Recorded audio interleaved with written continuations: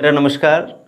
आज हम ई कंटेंट की श्रृंखला में प्रश्नमाला 16 और 16 के पार्ट 4 पर हम यहाँ पर बात करेंगे और पार्ट 4 में प्रश्नावली 16.1 का क्वेश्चन नंबर 6 दिया हुआ है और 6 में क्या कहा है, एक घनाभ की लंबाई चौड़ाई और ऊंचाई का योग कितना दे रखा है, 19 सेंटीमीटर है। तो देखिए यहाँ पर हम ये आपका घनाभ है, घनाभ में लंबाई ले लेते हैं हम, चौड़ाई ले लो, ये चौड़ाई ले ली हमने और ये क्या ले ली हमने, ऊंचाई। माना कि घनाभ की लंबाई चौड़ाई और ऊंचाई यहाँ पर लिखते हैं, घनाभ की लंबाई हमने एल ली। माना घनाभ की लंबाई क्या है, एल, लंबाई, चौड़ाई को बी एवं ऊंचाई के लिए हम कहेंगे सर इसको क्या लिखते हैं हम, एच। घनाभ की लंबाई चौड़ाई और ऊंचाई हमने क्या ले ली, एल बी एच है। तो प्रश्नानुसार अब प्रश्न में क्या कहा है, अब प्रश्न में बात कर रहे हैं हम कि लंबाई चौड़ाई और ऊंचाई का योग कितना दे रखा, 19 सेंटीमीटर। तो ये लिखता हूँ मैं यहाँ पर। तो प्रश्नानुसार प्रश्न में जैसा जैसा कहे वैसा वैसा हम कार्य करते चलेंगे डियर स्टूडेंट। तो प्रश्नानुसार इसने कहा कि लंबाई चौड़ाई और ऊंचाई का योग कितना, 19 सेंटीमीटर। तो लंबाई एल है, ये L plus B plus H, लंबाई चौड़ाई और ऊंचाई का योग किसके बराबर है, 19 के बराबर है। ये हमने 1 नंबर दे दिया। आगे देखो, विकर्ण की लंबाई कितनी, 11 सेंटीमीटर। विकर्ण आप समझते ही हो, यानी एक जो कोना होता है उसको दूसरे कोने से मिलाना, और उसको क्या कहते हैं, विकर्ण कहते हैं।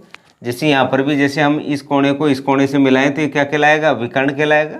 तो यहाँ पर दे रखा है घनाभ के विकर्ण की लंबाई कितनी दे रखी है, 11 सेंटीमीटर। तो यहाँ पर लिखा मैंने, घनाभ का विकर्ण बराबर कितना है, 11 सेंटीमीटर है। घनाभ के विकर्ण का मैंने आपको सूत्र लिखा रखा है, लंबाई का स्क्वायर प्लस चौड़ाई का स्क्वायर प्लस ऊंचाई का स्क्वायर, और किस में होता है, अंडर रूट में होता है। बराबर कितना, 11 है दे रखा है। इस अंडर रूट को हटाते हैं हम तो क्या आएगा, L square plus B square plus H square बराबर, इसको अंडर रूट को इधर से हटाएंगे तो इधर क्या लग जाएगा, स्क्वायर लग जाएगा। या आप इस तरीके से समझे, दोनों तरफ क्या कर दे, वर्ग, दोनों तरफ वर्ग करने पर, या अगर इस अंडर रूट को यहाँ से हटा के इधर भेजेंगे तो क्या हो जाता है, वर्ग हो जाता है। या आप इसे लिख सकते हो, बाएं पक्ष और दाएं पक्ष को क्या करने पर, वर्ग करने पर। तो वर्ग करने पर देखो ये वर्ग से तो ये अंडर रूट हट गया, और 11 को 11 से मल्टीप्लाई किया, कितना हुआ, 121। इसको दे दिया मैंने समीकरण नंबर 2। समीकरण देकर यहाँ पर हमने 2 नंबर देकर इसको यहाँ पर छोड़ा। अब हम जानते हैं, हम क्या जानते हैं, वी नो डेट, हम जानते हैं समीकरण 1 का उपयोग ले रहा हूँ मैं, L plus B plus H का स्क्वायर। यानी क्या किया, हम जानते हैं L plus B plus H का स्क्वायर बराबर, इसको खोलते हैं हम, L square plus B square plus H square plus 2LB plus 2BH plus 2HL। इस तरीके से हमने इसको क्या कर दिया, यहाँ पर खोल लिया। और खोलने के बाद में अब देखिए ये आ गया, L square plus B square plus H square plus 2 यहाँ भी है, यहाँ भी है, यहाँ भी है, 2 कॉमन ले लिया हमने, L B plus B H plus H L. अब ये एल बी बी एच और एच एल समझ के, लंबाई इंटू चौड़ाई, चौड़ाई इंटू ऊंचाई, ऊंचाई इंटू लंबाई। अब देखिए यहाँ पर इसको मैं लिख देता हूँ, यहाँ पर भी L plus B plus H का स्क्वायर। अब आपके पास इसका मान है L plus B plus H, कितना दे रखा है आपको, 19। तो यहाँ पर इसकी जगह तो मैंने क्या लिख दिया, समीकरण 1 से 19 का वर्ग। ये इसका मान आपके पास है समीकरण 2 से, L square plus B square plus H square का मान कितना, 121। यहाँ पर लिख दिया मैंने 121 plus 2LB plus BH plus HL। ये कोई नई बात नहीं है, वही लंबाई इंटू चौड़ाई प्लस चौड़ाई इंटू ऊंचाई प्लस ऊंचाई इंटू लंबाई। अब देखिए 19 का वर्ग करेंगे, जब हम 19 का वर्ग करते हैं तो कितना आता है, 361 आता है। यहाँ पर मैंने लिखा 361 और 121 को भी इधर पक्षांतरण करते हैं हम, पक्षांतरण करेंगे तो प्लस का 121 इधर आकर किसका हो जाएगा, माइनस का 121। 2 LB plus BH plus HL ये लिखा। अब देखियो घटा लेते हैं, 1 में से 1 गया तो 0, 6 में से 2 गया तो 4, इधर से 3 में से 1 गया तो 2, 240 बराबर 2 LB plus BH plus HL। ठीक है, अब यहाँ तक आ गए हम। यहाँ पे 2 कोष्टक लंबाई गुणा चौड़ाई प्लस चौड़ाई गुणा ऊंचाई प्लस ऊंचाई गुणा लंबाई, ये किसका सूत्र है? आप बताओगे कि सर ये घनाभ का संपूर्ण पृष्ठीय क्षेत्रफल है। तो ये लिखा मैंने, घनाभ का संपूर्ण पृष्ठीय क्षेत्रफल बराबर कितना है, 240। ये आ गया 240 वर्ग सेंटीमीटर। ये क्या आ गया, इसका आंसर आ गया। इस तरीके से हमने इसको बड़े आसानी से किया प्रश्न को। और एक बार और रिपीट कर लेते हैं इसको। घनाभ की लंबाई चौड़ाई ऊंचाई हमने मान ली LB और H। LB और H इसलिए माना क्योंकि बार बार लंबाई चौड़ाई और ऊंचाई लिखेंगे तो बहुत आपके कॉपी में लिखने में समस्या होगी, तो हमने इसको संकेतों के रूप में LBH लिख लिया। अब इसमें दे रखा उसने लंबाई चौड़ाई और ऊंचाई का योग कितना है, 19 है। तो ये L plus B plus H बराबर कितना दे दिया, 19। समीकरण 1 देखकर हमने छोड़ दिया। फिर उसने कहा कि विकर्ण की लंबाई 11 सेंटीमीटर। घनाभ के विकर्ण का जो सूत्र होता है वो होता है √L² plus B² plus H²। और दे कितना रखा उसने मान, 11, ये 11। अब देखो यहाँ पर अंडर रूट है, यहाँ पर 11। इस अंडर रूट को हटाने के लिए दोनों पक्षों का क्या किया, वर्ग किया। तो वर्ग से ये अंडर रूट कट गया, क्या हुआ, L² plus B² plus H² बराबर 121। अब V0 हम जानते हैं कि L plus B plus H, हमने इसी का उपयोग लिया, L plus B plus H। ये ध्यान रखना, कोई नया काम नहीं किया हमने। तो यहाँ पर इसका जब हम खोला इसको, तो खोलने पर ये सूत्र होता है, हम जानते हैं इसको, L² plus B² plus H² plus 2LB plus 2BH plus 2 फिर क्या है, आप कहोगे सर HL है। 2 कॉमन ले लिया यहाँ से, कॉमन लेने के बाद में इनके मान रखें। इसका मान आपको समीकरण 1 से पता है कितना, 19 है। 19 का स्क्वायर लिखा। इधर से L² plus B² plus H² आपके पास है 121, 121 रखा। 19 × 19 361। 121 को हमने पक्षांतरण किया तो 361 में से 121 घटाएंगे तो कितना आएगा, 240। और ये मान किसका है, आप कहोगे सर घनाभ का संपूर्ण पृष्ठीय क्षेत्रफल का है। तो प्यारे विद्यार्थियों, हमने इस तरीके से इस प्रश्न को बड़े शानदार तरीके से और बड़े धीरे धीरे हमने इसको हल किया। आगे बढ़ते हैं प्रश्न नंबर 7। क्वेश्चन नंबर 7 पर हम बात कर रहे हैं। क्वेश्चन नंबर 7 में कहा 6 मीटर भुजा वाले वर्गाकार फर्श के कमरे पर 180 घन मीटर हवा है, यानी कमरा है और उस कमरे में कितनी हवा भरी हुई है। आप कहोगे सर कि जी कमरे में 180, कमरे पर की जगह हम यहाँ पर लिखते हैं कमरे में। देखो प्रश्न कहा है उसने 6 मीटर भुजा के वर्गाकार फर्श के कमरे में 180 घन मीटर हवा भरी हुई है, यह हवा है। अब आपके जहन में बात बिल्कुल बैठ गई। मैंने आपसे कहा था इस कमरे के अंदर चाहे हवा भरने की बात हो चाहे पानी भरने की बात हो, तो आप कहोगे सर कि क्या है, सीधा सीधा संबंध किससे है, आयतन से है। और ये कमरा, उसने कहा फर्श कौन से आकार की है, उसने कहा वर्गाकार है, यानी वर्ग का अर्थ हो गया कि ये 6 सेंटीमीटर लंबाई और 6 सेंटीमीटर क्या हो गई चौड़ाई। अब उसने क्या पूछी है, ऊंचाई पूछी है। ये ऊंचाई जिसको हमने इस तरीके से प्रदर्शित कर रहा है, तो ये ऊंचाई उसने पूछी है। माना कि इस कमरे की ऊंचाई क्या है, H है। अब हम ये नहीं कह सकते 2 भुजाओं को देख के कि वर्ग है, ये क्या है, वो घन है या घनाभ है। तो यहाँ पर हम इसको घनाभ मानते हैं कि भाई कमरा घनाभ के आकार का है, उसका जो फर्श है वो वर्गाकार है। जैसे हमने कह दिया 6 मीटर भुजा लंबाई है, 6 मीटर भुजा क्या है, चौड़ाई है। अब ऊंचाई का पता नहीं कि ऊंचाई 4 मीटर है, 10 मीटर है, 20 मीटर है। तो यहाँ पर लिख कमरे की लंबाई मान ली हमने कितनी है, 6 मीटर। चौड़ाई उसने दे रखी है, क्योंकि वर्ग के आकार का है तो वर्ग लंबाई और चौड़ाई बराबर होगी, 6 मीटर। और ऊंचाई अब मान लेते हैं कितनी है, हमने मान ली H मीटर। यहाँ पर लिख देते हैं माना, क्योंकि ऊंचाई को क्या किया, हमने मान लिया लंबाई चौड़ाई तो उसने दे रखी है, क्योंकि वर्गाकार है। वर्ग के आकार का अर्थ लंबाई और चौड़ाई क्या हो उसकी बराबर। तो 6 तो वो दूसरी भी कितनी होगी, 6 होगी। अब चलते हैं आगे। उसने कहा कि इसमें कितनी हवा भरी हुई है, 180 घन मीटर। अब भाई 180 है तो आपको पता है इसकी कमरे का आयतन। लो भाई, तो प्रश्नानुसार प्रश्न में क्या कहा है, प्रश्न में कहा है कमरे का आयतन, कमरे का आयतन बराबर कितना है, 180 घन मीटर। अब आपको पता है कमरा, और कमरे का अर्थ किससे लेंगे हम, घनाभ से। घनाभ का आयतन का सूत्र क्या होता है, लंबाई गुणा चौड़ाई गुणा ऊंचाई बराबर कितना, 180। लंबाई आपको कितनी देर की, 6, चौड़ाई कितनी देर की, 6, ऊंचाई कितनी देर की, h बराबर 180। ये 6 6 कहाँ चले गए, बटे में चले गए। Then h is equal to 180 upon 6 into 6। Then 6 1 जा 6, 6 3 जा 180 यानी 30, और ये कितनी बार कट गया, 5 बार, 6 पंजों का 30। Then h is equal to 5, किस में है ये, मीटर में।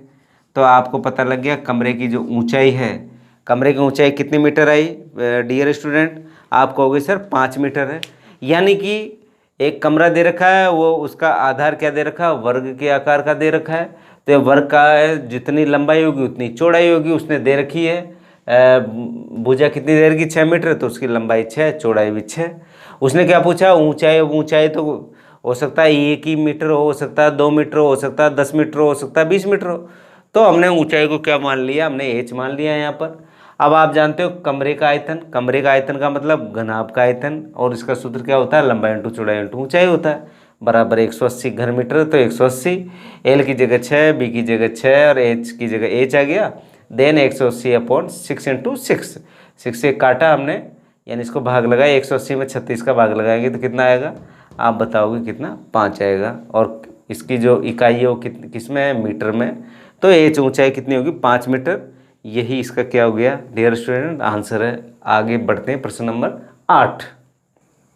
अगला प्रश्न, प्रश्न नंबर 8। प्रश्न नंबर 8 में कहा कि 44 मीटर लंबी, 1.5 मीटर ऊंची और 35 सेंटीमीटर चौड़ी दीवार बनाने में।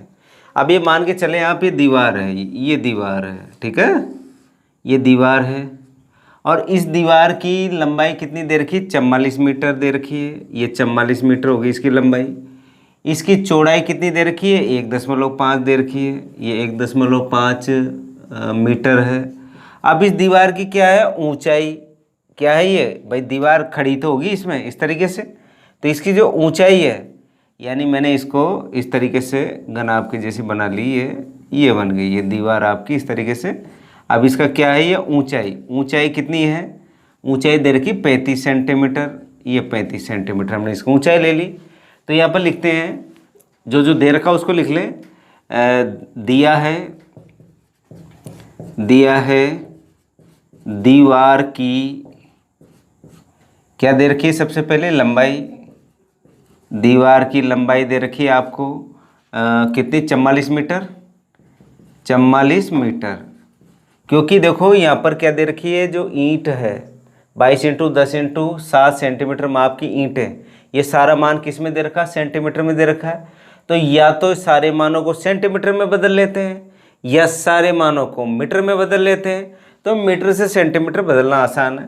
तो ये आगे 44 मीटर को सेंटीमीटर में बदलेंगे तो 44 इंटू 100, ये आगे 4400 सेंटीमीटर। पहली बात हो गई यहाँ पर दीवार की लंबाई की। अब देखो दीवार की चौड़ाई, दीवार की चौड़ाई, दीवार की चौड़ाई कितनी है, 1.5 मीटर है। इसको भी बदल लेते हैं, 1.5 इंटू 100, ये आ गया, वो एक अंक छोड़ के क्या लगा देते हैं, दशमलव, तो ये आ गया 150 सेंटीमीटर। इसके बाद में तीसरी दे रखी है दीवार की ऊंचाई, दीवार की ऊंचाई आपको दे रखी है, कितनी दे रखी है, आप कहोगे सर 35 सेंटीमीटर है, ये सेंटीमीटर है, इसको तो कोई बदलना ही नहीं है, सेंटीमीटर आ गया हमारे पास। अब उसने क्या कहा, इस दीवार को बनाने में 22 इंटू 10 इंटू 7 सेंटीमीटर माप की कितनी ईंटों की आवश्यकता होगी। तो देखिए ये आपकी दीवार है, और दीवार की ये देखिए, ये तो क्या है, इस दीवार की ऊंचाई हो गई, ये चौड़ाई हो गई 1.5, ये क्या हो गई, लंबाई हो गई। अब ध्यान देना इधर, इस दीवार को बनाने में क्या चाहिए, ईंटें चाहिए। आप तो इस तरीके का चित्र समझ लें इसको, दीवार को, क्योंकि दीवार 3D में होती है। यहाँ पर पहली ईंट लगाई, यहाँ पर दूसरी ईंट लगाएंगे, यहाँ तीसरी ईंट लगाएंगे, या चौथी ईंट लगाएंगे, पाँचवीं, छठी, ऐसे पता नहीं कितनी ईंटें लगेगी। और ये बहुत सारी ईंटों से क्या बनेगी, दीवार बनेगी। तो पूरी दीवार के किसमें, आयतन में, पूरी दीवार के आयतन में अगर हम एक ईंट का आयतन का क्या लगा दे, भाग, तो हमको इस दीवार निर्माण में जितनी ईंटों की आवश्यकता होगी वो ईंटों की संख्या हम आसानी से प्राप्त कर लेते हैं। तो देखिए ये तो दीवार की हमने माप लिख दी। आप किसकी लिखते हैं, यहाँ पर क्या है, ईंट दिया हुआ है, तो यहाँ ईंट की लंबाई, ईंट की लंबाई कितनी दे रखी है। आप कहोगे सर पहली जो माप 22 सेंटीमीटर। इसके बाद में ईंट की चौड़ाई, चौड़ाई कितनी दे रखी है यहाँ पर 10 सेंटीमीटर। इसके बाद ऊंचाई, ईंट की ऊंचाई, ऊंचाई कितनी दे रखी है, आप कहोगे 7 सेंटीमीटर है। अब उसने क्या पूछा है, ईंटों की कितनी ईंटों की आवश्यकता होगी। अब ईंटों की आवश्यकता के लिए आप क्या करोगे, मैंने कहा आपको दीवार के जो कुल आयतन में एक ईंट का आयतन का क्या लगा देते हैं, हम भाग लगा देते हैं, तो कुल ईंटों की संख्या हमको प्राप्त हो जाएगी। तो देखो ईंटों की कुल संख्या बराबर, कुल संख्या बराबर किसका आयतन, आप कहोगे सर दीवार का आयतन, दीवार का आयतन बटा एक ईंट का आयतन, एक ईंट का आयतन। लो भाई दीवार का आयतन बताओ, वही लंबाई इंटू चौड़ाई इंटू ऊंचाई। लंबाई कितनी है, आप लिखोगे 4400, तो लंबाई, चौड़ाई है 150 और ऊंचाई कितनी दे रखी है 35, बटा एक ईंट का आयतन, आयतन लंबाई इंटू चौड़ाई इंटू ऊंचाई, यानी 22 इंटू 10 इंटू 7, यह आ गया 22 इंटू 10 इंटू 7। देखो 22 एकम 22, 22 दूना 44, 200 बार। फिर देखो जीरो से ये जीरो कट गया, फिर देखिए 7 एकम 7, 7 पंजे 35, यह गया 20 इंटू 150 इंटू 5। अब देखिए 15 दूना 30, 1 2, ये 2 जीरो और 5, 30 को 5 से गुणा करेंगे, 5 3 15 और ये 3 जीरो और आ गई। तो ईंटों की कुल संख्या आपने कितनी निकाली डियर स्टूडेंट, आप कहेंगे कि सर हमने कितनी निकाली, 15,000। कितनी निकली, 15,000। यानी जब भी हम ईंटों की संख्या निकालते हैं इस तरीके से, तो आप उस दीवार की जो आयतन होगा उस आयतन में एक ईंट के आयतन का क्या लगा दो, आप भाग लगा दो, तो आप आसानी से ईंटों की कुल संख्या आप ज्ञात कर सकते हो। यानी इस दीवार को बनाने में आपको कितनी ईंटों की आवश्यकता होगी, 15,000 की। तो उसने क्या दे रखा है, देखो दोबारा रिपीट कर लेते हैं इसको। 44 मीटर लंबी, 1.5 मीटर ऊंची और 35 जो सेंटीमीटर चौड़ी दीवार है। आपने ये दीवार बना ली, आप कहोगे सर ये दीवार है, इस तरीके से समझ जाए, इस तरीके से अच्छे समझ में आ जाएगा। इसकी लंबाई दे रखी है, चौड़ाई दे रखी है और ऊंचाई दे रखी है, कितना ऊंचा है, लंबाई चौड़ाई ऊंचाई इसमें दे रखी है 44 मीटर, 1.5 मीटर और 35 सेंटीमीटर। हमें जो पीछे की इकाई है वो इक्वल करनी है, क्योंकि ये सेंटीमीटर या मीटर है, तो इस मीटर को भी किस में बदला, हमने सेंटीमीटर में बदल लिया। बदलने के बाद में इस दीवार को देखो इसी तरीके से तो बनाएंगे, ईंट के एक ईंट 2 3 4 5 6 ऐसे बढ़ती चली जाएगी, पता नहीं कितनी ईंटें लगे। तो आपको करना क्या है, दीवार का आयतन निकालना। दीवार किस शेप की है, आप कहोगे सर घनाभ के आकार की है, तो घनाभ का आयतन का सूत्र क्या होता है, लंबाई इंटू चौड़ाई इंटू ऊंचाई होता है। तो लंबाई कितनी देर की यहाँ पर दीवार की 44 मीटर, तो यानी 4400 सेंटीमीटर इंटू 150 इंटू 35, बट एक ईंट का क्या निकालना, आयतन निकालना है। तो एक ईंट का आयतन का भी वही लंबाई इंटू चौड़ाई इंटू ऊंचाई 22 इंटू 10 इंटू 7। इसको हमने हल किया और हल करने के बाद हमारे पास ईंटों की जो कुल संख्या हमको प्राप्त हुई वो कितनी हुई प्यारे विद्यार्थियों, 15,000। यही क्या हो गया, इसका आंसर हो गया। बहुत ईजी है, कोई ज़्यादा कठिन नहीं है। आप 2-2 बार अगर कॉपी में अच्छे से इस प्रश्न को हल करोगे तो आप निश्चित तौर पर, आपको पता है मैंने घन और घनाभ का, पृष्ठीय क्षेत्रफल और आयतन और विकर्ण की लंबाई, ये 3 सूत्र पर आधारित हमने ये जो प्रश्नमाला 16.1 चल रही है और इसका आज का भाग हम यहीं समाप्त करते हैं। कल इसका अंतिम भाग होगा, उसको ज़रूर देखें। प्रश्नमाला 16.1 का। आज के लिए इतना ही। धन्यवाद।